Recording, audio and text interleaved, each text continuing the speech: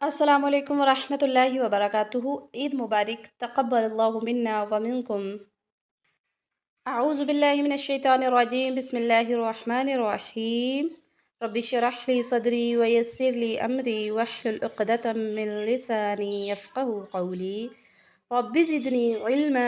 अल्लाहुम्मा फ़क़्हिना फ़िद्दीन। आमीन। कुर्बानी के गोश्त की तकसीम देखते हैं कि किस तरीके से कुर्बानी का गोश्त तकसीम किया जाएगा। आया सारा गोश्त ही खुद रख लिया जाए या सारा गोश्त तकसीम कर दिया जाए या उसके कोई मखसूस हिस्से हैं। आइए हम कुरान की रोशनी में देखते हैं।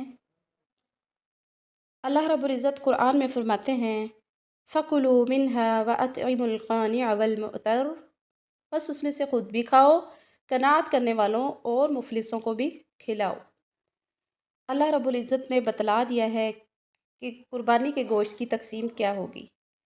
खुद भी खाया जाए, वो लोग जो सफ़ेद पोशी और गुर्बत की वजह से ना तो किसी के सामने सवाल करते हैं और ना ही वो कुर्बानी जैसी अजीम सुन्नत को पूरा कर सकते हैं, तो ऐसे लोगों को भी कुर्बानी का गोश्त दिया जाए और मुफलिसों को भी खिलाया जाए। यानी कि कोई गरीब गुरबा या सवाल करने वाले किसी भी किस्म के हैं तो उनको भी दिया जाए। नबी सल्लल्लाहु अलैहि वसल्लम कुर्बानी के गोश्त के मुतालिक फरमाते हैं, उसमें से खाओ, ज़ख़ीरा करो और सदका दे दो।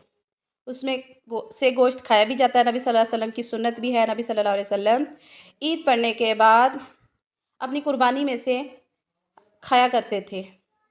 ज़ख़ीरा करो और सदका दो।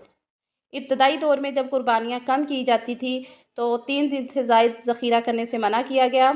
फिर इसके बाद जब कुर्बानियाँ आम हो गई तो फिर इस हुक्म को हटा दिया गया। फिर इससे ज़ायद दिनों तक भी ज़ख़ीरा किया जा सकता है। और सदका दो, सदका भी करना चाहिए, यानी कि गरीब फ़ुक़रा मसाकीन वगैरह को भी दिया जाए ताकि वो भी अगर कुर्बानी नहीं कर सके तो वो भी कुर्बानी के गोश्त को खा सके, क्योंकि वो साल हर साल उनके हाँ गुज़र जाता है लेकिन उनको गोश्त खाना नसीब नहीं होता। बड़ी मुश्किल से दाल रोटी ही बनती हैं। यही मौका है जिस पर वो गोश्त खा सकते हैं, लिहाजा कोशिश की जाए। अल्लाह ताला ने अगर आपको इस्तिताअत दी है, इसका मतलब है आप बाद में भी खा सकते हैं, तो उस वक़्त कुर्बानी का गोश्त ज़्यादा ज़ख़ीरा करने पर ज़ोर ना दिया जाए बल्कि ज़्यादा से ज़्यादा गरीबों मसाकीन को दिया जाए। अब ये कॉन्सेप्ट है कि 3 हिस्से किए जाएँ, तो इसका दीन में कोई हिस्से मुकर्रर नहीं किए, ठीक है। तो कुरान और हदीस से जो हमें मिलता है, खुद भी खाने का हुक्म है और दूसरों को खिलाने का। हदीस से हमें ये भी है कि ज़ख़ीरा भी किया जा सकता है। अब ज़ख़ीरा का मतलब ये नहीं कि सारे साल के लिए या सारा ही जानवर हम ज़ख़ीरा कर लें, जो है थोड़ा सा गोश्त चंद एक घरों में दे दिया जाए।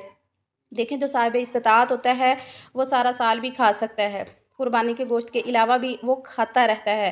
तो जो गरीब है उनको तो कुर्बानी के मौके पर ही ये मौका मैसर आता है गोश्त खाने का, तो लिहाजा ज़ख़ीरा अंदोज़ी, आजकल महंगाई का दौर है तो ज़ख़ीरा करके इतने फ्रीज़र फ्रिज वगैरह के बिल्स भी तो भरने हैं, जितने बिल देने हैं उससे बेहतर है फ़्रेश गोश्त मंगवा के दोबारा खा लिया जाए।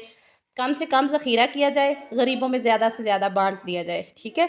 ये मत महसूस करें कि 3 हिस्से करने हैं, एक हमने रखना है, एक रिश्तेदारों में बाँटना है और एक गरीबों में, ठीक है। कुर्बानी का असल मतलब ये होता है कि अपना हक छोड़कर दूसरे को दे देना। आपने सुना होगा ना, अक्सर औकात कुर्बानी के लिए वर्ड यूज़ होता है कि आप कोई अपना हक छोड़ देता है, कहता है मैं आपके लिए ये कुर्बानी देता हूँ, ठीक है। तो ये कुर्बानी जो होता है अपना हक छोड़ना होता है। तो लेकिन ये नहीं कहा जाता कि आप बिल्कुल ना रखें, बिल्कुल ना खाएँ, सारा ही बाँट दें, ठीक है।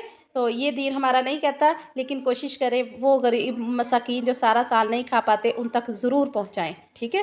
अपने हक़ में कमी भी हो जाए तो कोई बात नहीं, आप ईद के दिन खा लें, चंद दिन बाद खा लें, ठीक है। ज़ख़ीरा करने की बजाय ज़्यादा से ज़्यादा लोगों में सदका किया जाए। अल्लाह रब्बुल इज़्ज़त ने फरमाया, लन यनालल्लाह लुहूमुहा वला दिमाउहा वलाकिन यनालुहु तक़वा मिनकुम।